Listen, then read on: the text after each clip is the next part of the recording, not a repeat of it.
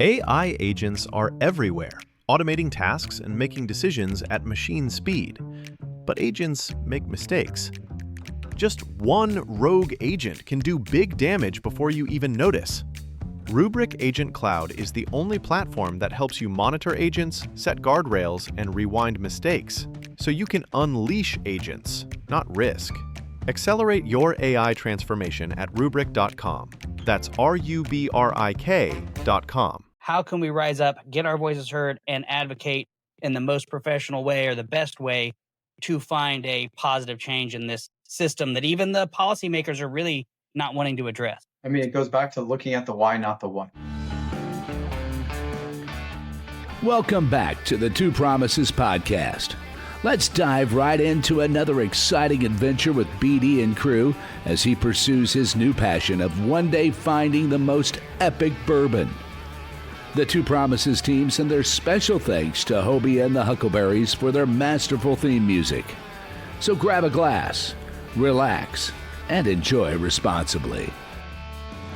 Baby says she's leaving if I don't stop drinking wine. So I switched to whiskey and I'm feeling fine. Drinking that smooth, smooth whiskey. No more wine. I like straight bourbon. Baby, you try the ride. How does it feel to know that the system you built from your own struggle is now the lifeline for some of our brothers in arms? Right? It's why I was put on this planet, right? You figure out your purpose and your path, and it's like, okay, it made it all worth it, right? And you can't do it all by yourself. There's so many other organizations and programs that have stood up now that we're partnered with. I've got a team behind me now at Task Force Dagger, a phenomenal team. Before it was a couple of us trying to figure this thing out. And like I said, it's not a fight anymore. Now I'm fighting for time in my schedule, being booked out. I see clients basically Tuesday, Wednesday, and Thursday all day. And Friday and Mondays are my admin days to clear my mind and get my feet in the sand and ground myself. And because it takes a toll, like we're talking right now. Today, I had 2 cases that were almost identical to us, right? Like very similar. And, I don't get triggered like I used to, but you got to observe, not absorb. Easier said than done, but it still has an impact. It brings up those things, but now it's not like, oh, it's like yeah, man, I feel for him. It's like one of those things. So you got to learn how to, like, after you come out of that type of environment, to work-life balance. And well, it's total bullshit, but like more work-life harmony, learn how to manage that type of transitioning from going coaching and consulting into, okay, back to family time, back to unplug from what's going on here, shut the computer off, put your phone on, do not disturb. You got to set some strict boundaries with yourself and other people as well. If not, you're going to burn yourself out. And I've been there, man. I got burned out once before. Now, Jenny, who works with me at Task Force Dagger, she's got a similar background to us in law enforcement and stuff. And she's like my right-hand man, woman. And when she first started on and had to hear these stories over and over again, it was like, oof, both of us are like, ew, because we know it hits home. And so it's like, I don't want her to have the same fate that I did being in the hospital because of it, so it's like, we check each other, every week. So it's really good having her on board. It's been a game changer. She's like the mom case managing, like you had Rebecca, I think, when you went through. You've got that continuity, right? But at the same time, she also needs time for her. So that's something we've been working through. But more programs, like I said, have stepped up. Operator Relief Fund. We work All Secure Foundation. We work Special Forces Trust, Special Forces Foundation. Like there's Mission Within, Vets, Heroic Hearts. Like we've got the Rolodex, right? And so we're not trying to do everything by ourselves anymore. I have people that ask me about plant-based medicine or psychedelic assisted therapies. We do a lot with ketamine therapy and integration, but like all the other foundations that are doing ayahuasca, psilocybin, ibogaine, and all that, that's what they do. That's their bread and butter. So we have scholarships and partnerships where we can help people, whether it's paying for travel or paying for the integration therapy on the back end. We're not paying for the plant-based medicine, but yeah, we work by, with, and through everybody. But my big focus was being proactive, not reacting. And so getting out there with the education campaign, my Instagram page, Facebook page, the writing I do with Havoc Journal and Epoch Times, like stuff like that, trying to get the information out ahead of time. And biggest thing is getting people while they're still active duty before they get out to get all this stuff looked at. We have great programs, the Polytrauma Centers, addiction centers, whatever it is. Tell everybody listening, do not retire, do not ETS, do not leave your career that's high trauma, high op tempo without going through these programs that are offered by either the military or the companies you work for. Take full advantage of that before you decide to cut the cord, right? And I would say 36 months prior to any major transition in life to allow yourself for all the medical intervention that's necessary. If you need any type of surgery, 3 years, right? You're going to get your surgery. You're going to have to do probably 6 to 12 months of physical therapy. And then to try to get back to full speed, it's going to be a process, right? And to get referrals done. So don't wait and think the last 6 months of your career, you're going to get all these things fixed, because you won't. So you need to start going to get seen 3 years before getting out. Minimum 12 months if you want to be in a polytrauma center like Star Prep or NICO or any of those programs. They're all backed up a year. And so make sure to get those things done. And everyone shits on the VA, but I'm telling you right now, the VA polytrauma centers are incredible. It changed my life, right? They offered everything there. And if I had the magic wand in DOD, I would put one of those near every major military installation. And I would not let anyone retire or get out until they got a screening and went through one of those programs. It's the least we could do as a community in the military, because if you send people packing with unresolved trauma and injuries and all these other things and think they're going to get fixed when they get VA healthcare, not happening. Not that it's bad, it's just bureaucratic and it's backed up. I just retired in April, right? Go to establish care with the VA just to have it, because there's some incredible things that the VA offers, like durable medical equipment, stuff for PT and stuff that I use. And for me to get an appointment was mid or end of March. Systems are actually working. So here's I'm just going to throw in a little tidbit of my little thing, and then I'll get off my little box. But me just trying to get care, I went in, got my referral from my team. Hey, history of traumatic brain injury. We'd like to get him seen for PTSD, get him into one of the polytrauma clinics, right? Yeah. That was like the turnover paperwork. VA provider, so here we're talking imperfect world, doesn't tell me, doesn't do anything, 40-minute over the phone, wasn't even a telehealth, it was just a phone call. It wasn't even a video, whatever you call it, like a video telehealth. It was just a phone call telehealth. Yeah. Bipolar. No secondary diagnosis, no whatever. After a 15-year career in special operations with 7 deployments, just promoted to chief. Yeah. It doesn't take a medical expert to say that something's really fishy there. Yeah. This was going on all kind of during the pandemic, right? And one of the things that kind of broke my brain, if you will, is something that you kind of mentioned previously, is it's not just a military issue. There's the civilian component. And whenever your physiology does not feel safe, when your physiology does not feel safe, you can't process trauma, you can't grow, you can't heal. Yeah. The pandemic itself is something that I've said multiple times, forced the world, everyone to endure kind of a deployment, if you will, because they have to face that uncertainty.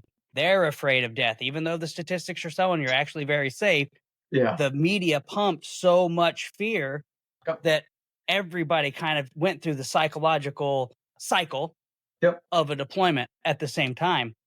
And so if we're already trying to integrate things like this for our warfighters, I think that it's very important. Here's what I believe. Much like emergency medicine and trauma, like surgery, advanced as a result of the war on terror and all the things that went on with that, my belief, my passion, and I think that it's very aligned with yours, is that we can take these lessons learned from our military, from our veterans population, and just like you said, have a preventative thing set up for the veterans, but also take all of that stuff out into the community, spill it over, so that you're not repeating generations of abuse because somebody is going through something that they can't understand.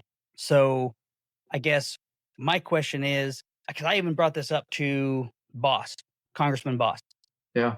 I was trying to push for something like you're saying, hey, don't let any of you find your highest at-risk populations, right? Combat veterans, special operators, people with high op tempo, maybe people in the medical, whatever it is, medical police, whatever it is, you find those ones that are like, these are the ones that statistically have these issues.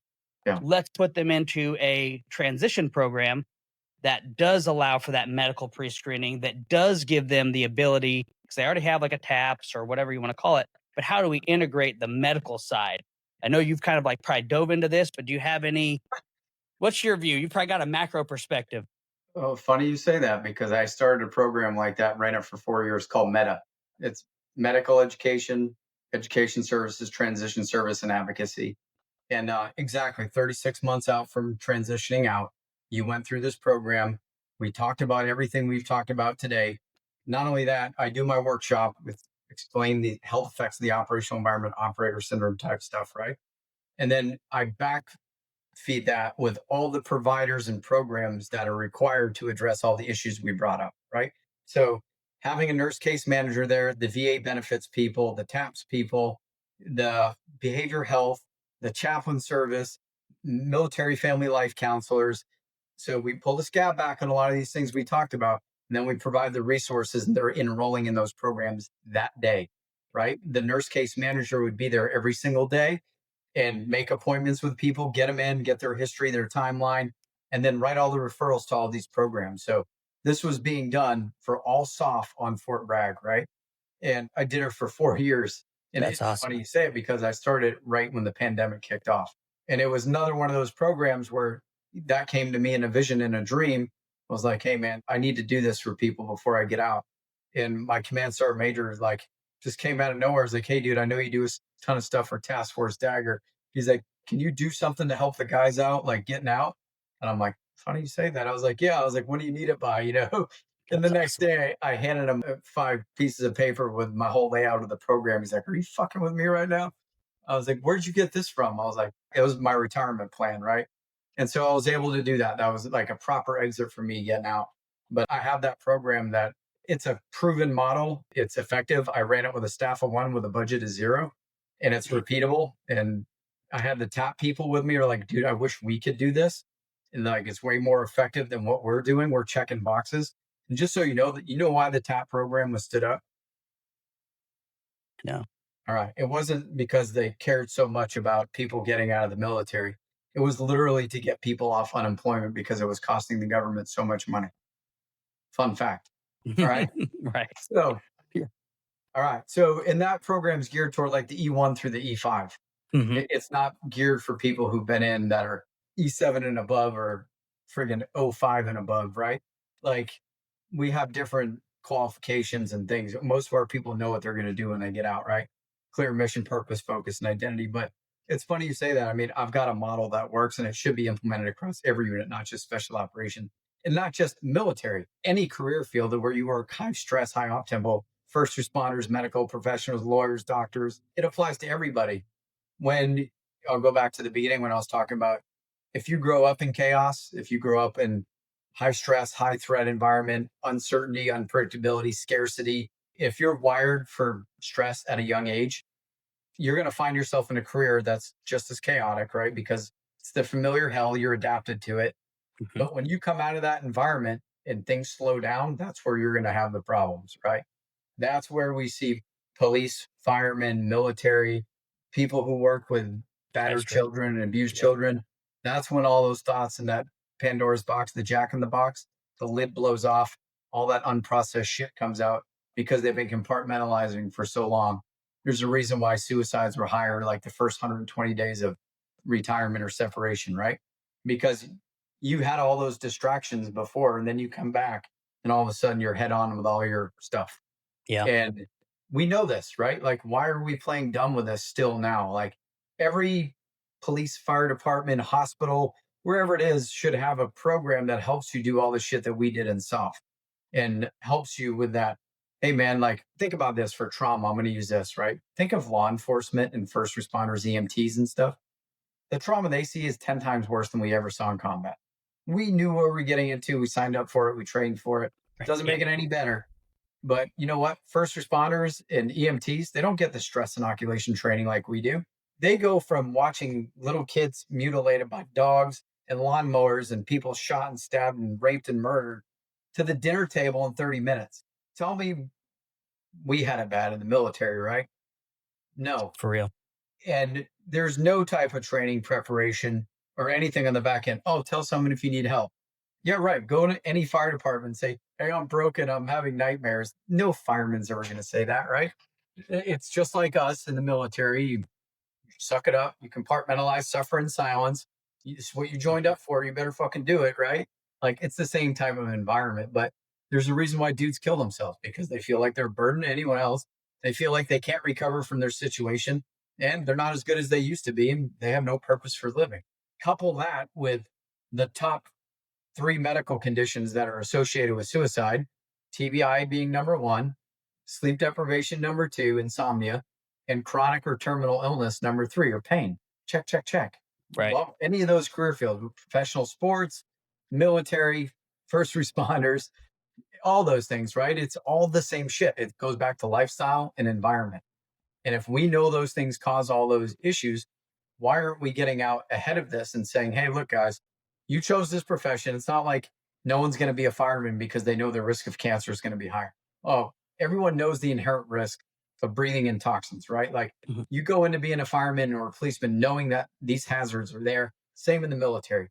But what we can do is be like, hey, man, you're coming into this environment. Here are all the things that go along with this. And here's what you need to do to protect yourself. Most importantly, if all the check engine lights are going off and you're doing everything you're supposed to be doing, you need to raise your hand and tell somebody. Most importantly, we got this thing over here called maintenance that we put on the calendar that after 5 years or 10 years or 15 years, you're going to go get a full look under the hood. You're going to get some maintenance done to you. You're going to take some actual time off, not just changing. It's like letting off the gas pedal, not actually hitting the brake, but actually getting something in the schedule that helps your nervous system balance and regulate and spend family time, right? Implement it. Right. We don't do that. There's no organization on the planet except professional sports where recovery is in a contract. You will sleep, you will eat this, you will do this, right? No other profession has that. But maybe actors too might have that too, but I don't know. I'm not an actor, but I do know professional sports world.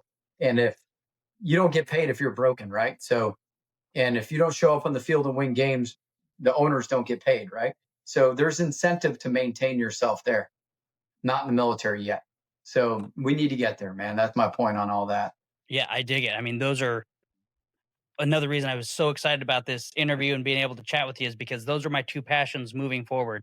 Is one, finding some way to standardize that off ramp to catch everybody. There's no reason that we should be falling through the cracks at this point. We have the VA that's funded. We have the polytrauma clinics that know what they're doing, just like you said.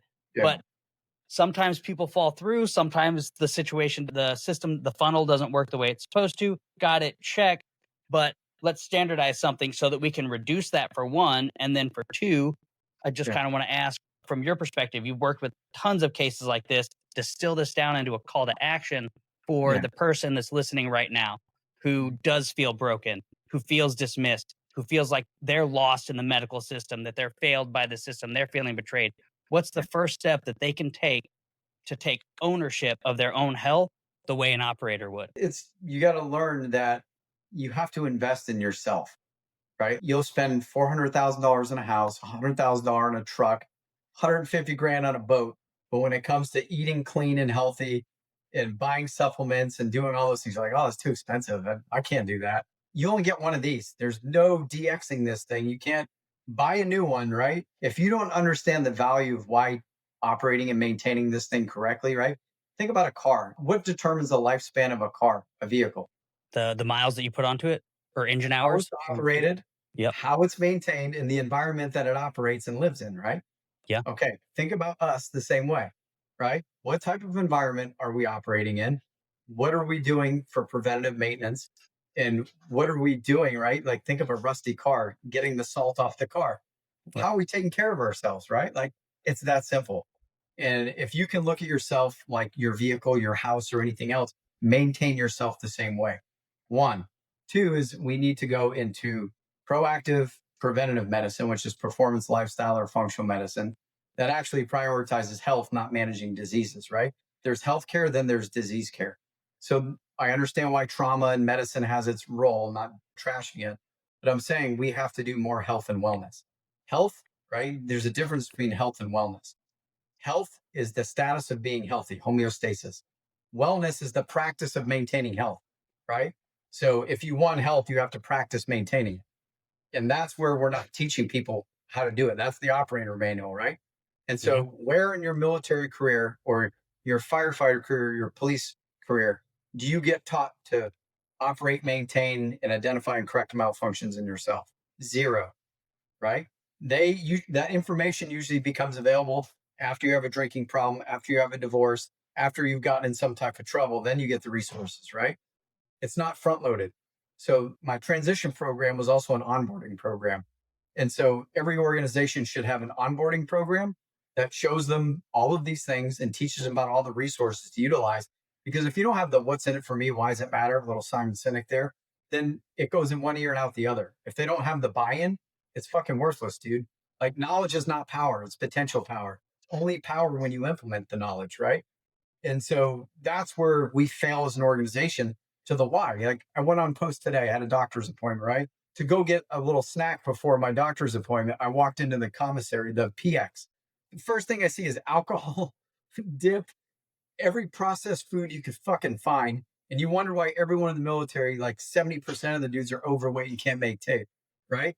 We're setting people up for failure. And that tells me right there that even though we know all this shit of what that stuff does to people, metabolic dysfunction, and we care, we saw Pete Hegseth go on his little fucking speech the other day, fat shamed the entire military. It's like, okay, dude, you fat shamed every single one in the military, but did you figure out why they're all fat? You're the Secretary of Defense. And if anyone's out there fucking listening to me, fix your chow halls, fix your commissaries, get that poison out of there. All right. If you want people to be healthy, you have to serve them healthy food, right? I'll go back to the tab, right? If you want people to operate optimally, you need optimal food, fuel, you need optimal recovery, optimal training, and optimal medicine, right? Not good enough, not half-ass. You need to bring the standard of care up. And until we do that, man, we're going to be fat camping the entire military, right? Big time. Yeah, man, it literally that simple, dude. And I don't know if there's anyone out there that wants to bring me in as an advisor for the DOD, I'll be happy to do it. But I've been banging my head against the wall trying to get this message out there. Like, you can't expect people to be healthy when they're poisoning themselves every day, whether it's poisoning themselves with social media, stress, anxiety, expectation management, or poisoning themselves with food and the environment, right? And medicine. So common sense, brother. I love it. Yeah. Just kind of from what I'm catching, hey, you're in that situation, you feel like you're not being heard, you need to take proactive steps for your health as you're trying to get the medical system to work the way it's designed. Yeah. Take those proactive steps for yourself. Eat healthier, put good inputs, take away some of those toxic inputs. So if alcohol is putting you and triggering you or something like that, you're going to have to develop that boundary. You're going to have to cut that out. Find your healthy relationship with food, with anything that you've got going on. So those are really great advice steps. And thank you for sharing those. So it sounds like we both kind of have this frustration of like beating our head up against the wall for like trying to advocate for systemic change. So there might not be an answer to this question, but this is what I'm really looking for is what can we do moving forward? How can we unite, collaborate so that we can find ways to change this system? Because it's pretty discouraging when you've talked about this, everything seems common sense. Like you said, like just apply the same philosophy that we apply to everything else to our veterans healthcare and we'll be fine, right?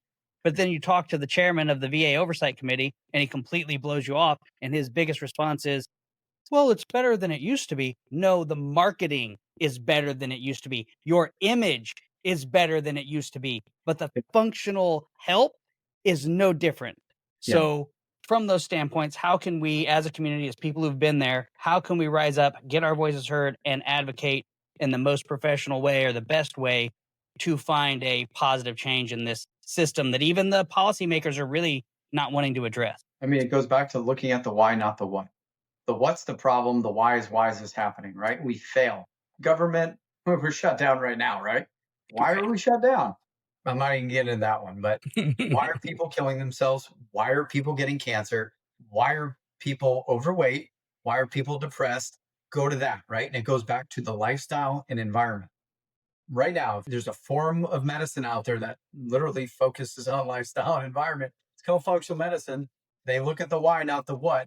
It's literally implement that somewhere along the pipeline. We can't get rid of conventional medicine because we need that because of what we talked about before.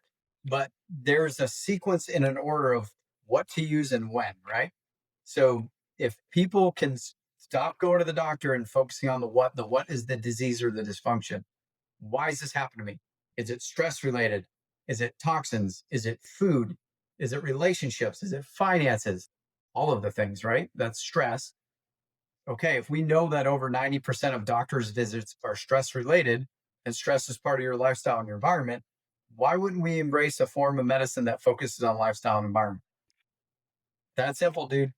Like, that's where we're missing. Right now, we have a system that focuses on diseases, not people. It focuses on problems, not root cause dysfunction. And it's like, all you got to do is switch, man. Like, give us a pilot program. Let us build an institution. Let us start a Polytrauma Center that focuses on this. Let's put some education out front while people are coming into service, right? We know we're recruiting, I'll rephrase that. If we're recruiting people to come in the military, we know the majority of military people come from military families. We might want to invest in that military family so that we have healthy, capable offspring to backfill us, right?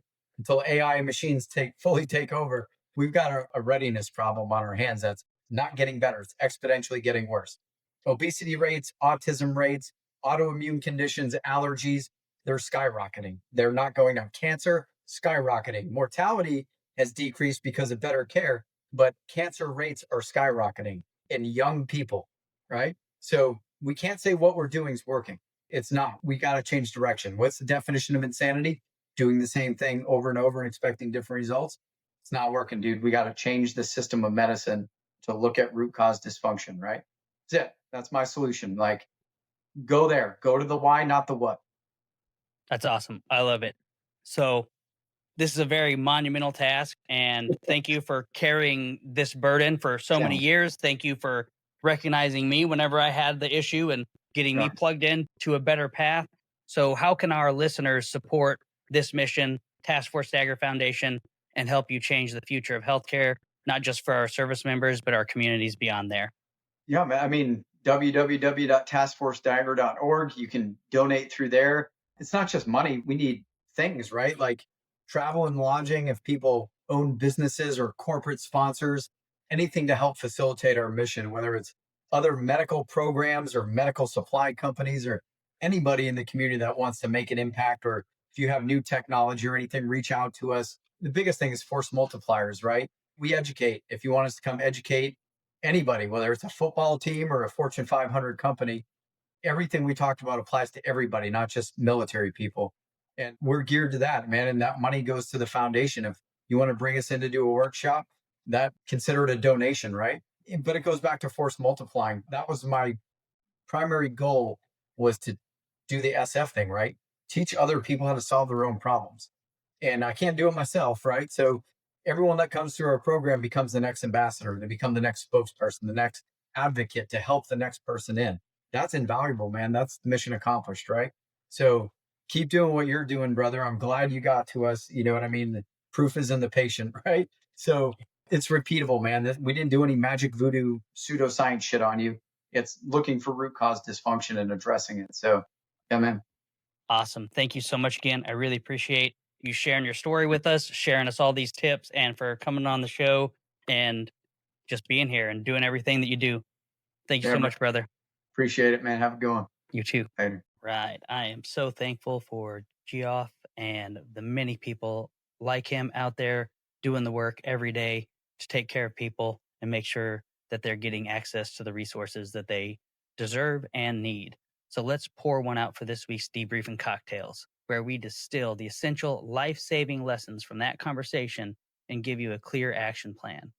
Geoff just laid out a blueprint for taking back control when your body, mind, and even the system itself seem to be failing. Here are 3 takeaways you can put into action right now. 1, stop treating the symptoms and find the root cause. Geoff's core message is that we're living in a world where disease care and not health care. They give you a pill for the pain, but never ask why you're having the pain. They put tape over the check engine light and instead of looking under the hood.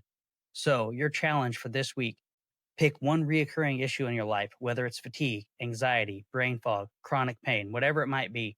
Instead of treating the symptom, ask why 5 times. Dig deeper. Is it your food? Is it your stress? Is it your environment? Start looking for that root cause. 2, perform your own maintenance checks. Geoff made a powerful point that in the military, humans are more important than hardware. You are important. You are valuable. But for whatever reason, we have our weapons and our vehicles that have scheduled maintenance way more than we do. We are the most critical piece of equipment we will ever own. Your challenge for the week is schedule one non-negotiable maintenance check on your calendar this week. This isn't another workout. It's dedicated to recovery. It could be a 30-minute walk in nature without your phone, could be a sauna session, or taking time to meal prep good, clean food and fuel for your next 3 days. Maintain yourself like you are the mission essential critical gear that you are. 3, become the CEO of your own health. Geoff's entire journey started because he refused to accept the it's all in your head. He was dismissed and gaslit, so he took ownership. He did the research, he demanded the tests, and he became his own #1 advocate. Your challenge moving forward this week, if you feel broken, dismissed, or lost in the medical system, your first step is to take ownership. This week, your action is simple. Ask one more question. Ask your doctor for a different test. Seek a second opinion, or spend 30 minutes researching your symptoms from a functional medicine perspective. Stop waiting for the system to save you and start leading your own recovery. Take action. Reach out for help. That would be my biggest takeaway from this episode is if you're feeling lost, if you're feeling like you're cut away in a stormy sea, reach out. Ask for help. Find the treatment that you need and you deserve. Again, thank you so much for being with us for this incredibly important conversation. We want to hear from you. Which of these challenges are you taking action on? Drop those comments, drop the work that you're doing in our social media comment section and let us know. And if this message resonated with you and you believe it's time to change the future of healthcare for our service members and our communities, please share this episode.